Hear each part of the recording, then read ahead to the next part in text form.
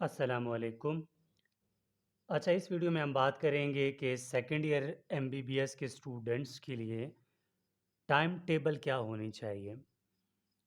वैसे तो हर स्टूडेंट का अपना एक टाइम टेबल होता है, जिसके मुताबिक जो है वो अपने सारी चीज़ों को मेंटेन कर सकता है। लेकिन इसमें ओवरऑल एक बात करेंगे कि अगर आप इस टाइम टेबल को फ़ॉलो कर लेते हैं, जिस तरह कि हमने फर्स्ट ईयर एमबीबीएस का भी वीडियो बना दिया था कि फर्स्ट ईयर के लिए आप क्या टाइम टेबल फ़ॉलो कर लें। वो मतलब आपने टाइम टेबल फ़ॉलो करने हैं जो कि आपको फ़ायदा हो, ठीक है? वो टाइम टेबल जो आपको फ़ायदा दे, उसके हिसाब से अगर आप चलेंगे तो आपके एग्ज़ाम भी अच्छे तरीके से हो जाएँगे, आपकी नींद भी ठीक रहेगी और बाकी मेंटली भी आप रिलैक्स रहेंगे। यहाँ स्टार्ट करने से पहले सबसे पहली बात ये है कि आपको सब्जेक्ट्स एक दफ़ा गो थ्रू हो जाएँ अपने सब्जेक्ट से, फिर आपको एक क्लियर कट एक चीज़ पता चलेगा, ठीक है? सब्जेक्ट्स आपके कौन-कौन से हैं? सेकंड ईयर एमबीबीएस में आपका जो है, वो है एनाटॉमी, ठीक है? एनाटॉमी के भी अंदर के मैं अगर बात करूँ तो ग्रॉस एनाटॉमी, ठीक है? मैं जल्दी-जल्दी में लिखता हूँ ताकि टाइम वेस्ट ना हो। ग्रॉस एनाटॉमी है, जर्नल एनाटॉमी है, ठीक है? और इसके अलावा हिस्टोलॉजी, सॉरी यहाँ पर ग्रॉस एनाटॉमी का जर्नल एनाटॉमी नहीं है, न्यूरो एनाटॉमी है, ठीक है? न्यूरो एनाटॉमी है। अब न्यूरो एनाटॉमी, हिस्टोलॉजी, आगे आता है एम्ब्रियोलॉजी, ठीक है? अब ये देखें, अब एक तो सब्जेक्ट्स आपके ये हो गए। अब इन सब्जेक्ट्स में क्या डिफरेंस है? न्यूरो एनाटॉमी कुछ नया है, बाकी आपने फर्स्ट ईयर में कहीं न कहीं कुछ न कुछ पढ़ा होगा। अब उसके बाद अगर बात करें एम्ब्रियोलॉजी की, तो एम्ब्रियोलॉजी का बेसिक आपने फर्स्ट ईयर में पढ़ा था, लेकिन सेकंड ईयर में इसकी डेवलपमेंट है, बहुत सारी चीज़ें हैं, ठीक है? तो सेम इसी तरह बायोकेमिस्ट्री में भी आप मेटाबॉलिज़्म पढ़ेंगे और फिज़ियोलॉजी में आप स्पेशल चीज़ें पढ़ेंगे, न्यूरोफिज़ियोलॉजी, ठीक है? उसके अंदर जो भी इसका कंटेंट है उसके मुताबिक। अब जो है वही बातें कि बायोकेमिस्ट्री, ठीक है, और फिजियोलॉजी। अब आपका जो टाइम टेबल है, सबसे पहले एग्जाम्पल ले लेते हैं। मुझे नहीं पता आप किस कॉलेज से हैं, वहाँ पर ज़्यादा से ज़्यादा 8 से लेकर 2 बजे तक क्लासेस होती होंगी, ठीक है? ये तो आपका दिन गया ना, मिसाल मिसाल के तौर पर 8 से लेकर 2 बजे तक अगर आप क्लास में हैं रेगुलर, ठीक है, आपकी क्लासेस हो रही हैं, आप एमबीबीएस के स्टूडेंट हैं। क्लास के बाद अगर आपका 2 बजे छुट्टी हो जाता है, तो लाज़मी बात है नमाज़ है, खाना-पीना है, ठीक है? बंदा थक जाता है, कहीं न कहीं जाके आप सो जाते हैं, ठीक है? अगर 2 बजे छुट्टी होती है तो 2:40 के आस-पास कहीं न कहीं आप जाके फ्री होते हैं, खाना खाने-पीने से, नमाज़ से, और 3 बजे के बाद आप 3 बजे के आस-पास आप रूम में आते हैं और 3 बज के 30 या फिर 40 मिनट पे आप सो जाते हैं। ये तकरीबन आम रूटीन है हर स्टूडेंट का, ठीक है?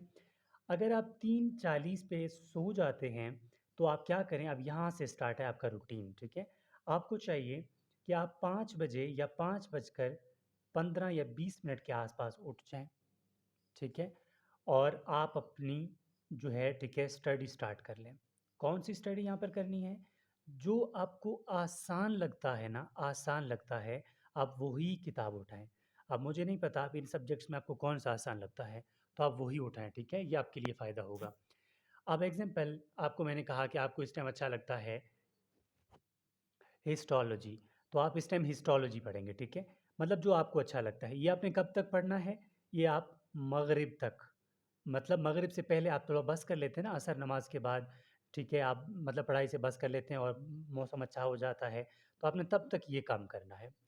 उसके बाद आपने मग़रिब का नमाज़ पढ़ के, ठीक है? मग़रिब नमाज़ जो भी टाइम है, मुझे नहीं पता इस टाइम क्या बज रहे होंगे, साढ़े मग़रिब नमाज़ जो है वो तकरीबन 7, ठीक है? और 15 के आस-पास हो जाती है इन डेज़ में। आपने मग़रिब की नमाज़ पढ़ने के बाद 8 बजे तक कुछ भी नहीं करना, बिल्कुल रिलैक्स, मेंटली रिलैक्स रहें, ठीक है? फिर आपने स्टार्ट लेना है 8 से, ठीक है? 8 से आपने स्टार्ट लेनी है 10 बजे तक मोस्ट डिफ़िकल्ट सब्जेक्ट, जो आपको सख्त लगता है ना, उस सब्जेक्ट को टाइम दें। एग्ज़ाम्पल आपको यहाँ पर मैं कह रहा हूँ ग्रॉस एनाटॉमी, ठीक है? मैं ग्रॉस एनाटॉमी लिख रहा हूँ। इस टाइम मिसाल के तौर पर ये आपको हार्ड लगता है, तो आप ये पढ़ लें। ये आपने पढ़ लिया, अब आपने 10 बजे तक 2 घंटे आपने यहाँ दिए, ठीक है? 2 घंटे इनफ है, 2 घंटों में आप ज़्यादा से ज़्यादा 4 टॉपिक्स आराम से कर सकते हैं, एनाटॉमी के छोटे-छोटे टॉपिक्स होते हैं। 10 बजे के बाद आप 15 मिनट का रेस्ट ले लें और 10 बज के 20 मिनट पे आप अगेन स्टार्ट कर लें टिल 11 बजे। आपके पास 40 मिनट्स हैं। इन 40 मिनट्स में से आपने सिर्फ एक टॉपिक पढ़ना है। आप अपने टारगेट से पढ़ लें कि आपने बायोकेमिस्ट्री पढ़ना है या फिजियोलॉजी। एक टॉपिक से बढ़ के नहीं पढ़ना, ठीक है? एक टॉपिक 40 मिनट के अंदर आराम से हो जाएगा अगर करने वाले बने। ठीक हो गया? ये हो जाता है आपका 11 बजे का तक का टाइम। अब 11 बजे के बाद आपने लाज़मी बात है नमाज़ है, खाना है, ठीक है?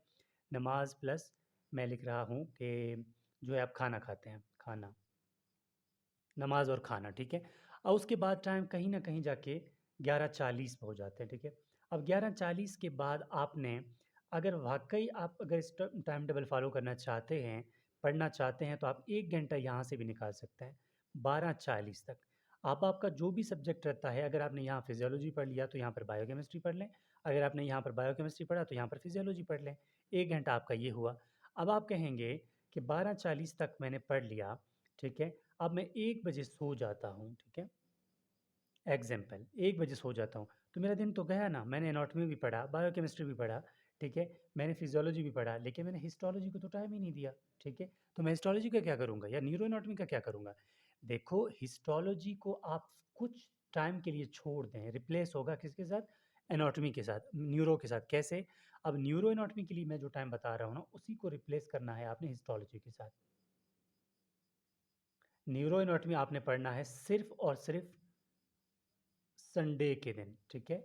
संडे के दिन आपके पास क्या होता है, टोटल 24 घंटे होते हैं, ठीक है? इन 24 घंटों में आप अगर 8 घंटे या 9 घंटे भी एक दिन में आप दे दें, तो समझ लें कि आप हर दिन 2 घंटे दे रहे हैं न्यूरो एनाटॉमी को, ठीक है? अगर आप सिर्फ़ संडे को न्यूरो एनाटॉमी पढ़ रहे हैं ना, क्योंकि आप वहाँ पर 8 घंटे या 10 घंटे दे रहे हैं, तो समझ लें कि हर दिन में, हर वीक में, हर दिन में आप 2 घंटे न्यूरो एनाटॉमी को दे रहे हैं, तो आपका यहाँ से बैलेंस हो जाएगा। जब न्यूरो एनाटॉमी का कोर्स अच्छा खासा पढ़ लेंगे, तब आप इसको रिवर्स कर लें हिस्टोलॉजी के साथ। ये पैटर्न होता है सेकंड ईयर एमबीबीएस में सही तरह पढ़ने का, क्योंकि जब आपके पास कोर्स लेंथी होता है, ठीक है? अगर आप इसको टेक्निक वाइज़ या फिर आप ये कह सकते हैं कि तरीके से नहीं करेंगे, तो ये तंग करेगा, ये नहीं होगा। तो आपने तरीके से काम लेना होगा, समझ से। वो कहते हैं ना कि जोश से नहीं, होश से काम लेना है, ठीक है? अब होश से काम किस तरह लेना है, ये आपको पूरा आपके सामने रख दिया। आप इसके मुताबिक चलें, आपके सब कुछ कवर भी हो जाएगा, आप मेंटली रिलैक्स भी रहेंगे। देखिए मैंने कितना गैप दिया आपके खाने-पीने के दरमियान का, ठीक है? तो इसमें आप खुद मैनेज कर लीजिएगा। आप किस तरह मैनेज कर लेते हैं, वो डिपेंड्स ऑन यू। अब मैंने 8 से लेकर 2 बजे तक लिखा। अब 8 से पहले भी कुछ लोग उठते होंगे ना, तो वो खुद आप एडजस्ट कर लें कि आप किस तरह एडजस्ट करते हैं, ठीक है? तो वो तो आपकी मर्ज़ी है। मैंने ओवरऑल एक ब्रॉड सिस्टम बता दिया कि आप इस तरह कर सकते हैं। तो ये रही एक स्मॉल डिस्क्रिप्शन कि आप time table second year MBBS का क्या होना चाहिए। देखें, अगर आप सेकंड ईयर एमबीबीएस के स्टूडेंट नहीं हैं, third year, fourth year, final year even के किसी भी, ज़रूरी नहीं है वो एमबीबीएस हो, किसी भी सेमेस्टर के स्टूडेंट हैं, अगर आपको लगता है कि आपके सेमेस्टर की भी कोई टाइम टेबल बनानी चाहिए, तो आप लोग हमें व्हाट्सएप के थ्रू या फिर डिस्क्रिप्शन के थ्रू या कमेंट बॉक्स के थ्रू कॉन्टैक्ट कर सकते हैं। आप वहाँ से कमेंट्स कर लें, इंशाल्लाह आपको आपका रिस्पॉन्स मिल जाएगा।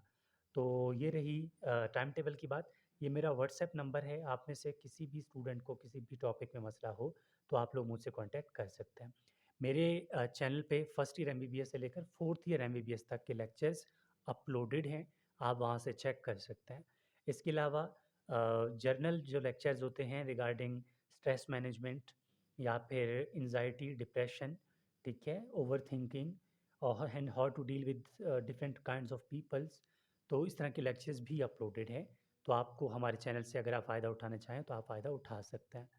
तो प्लीज़ चैनल को सब्सक्राइब करें और आगे शेयर कर लें। Thank you.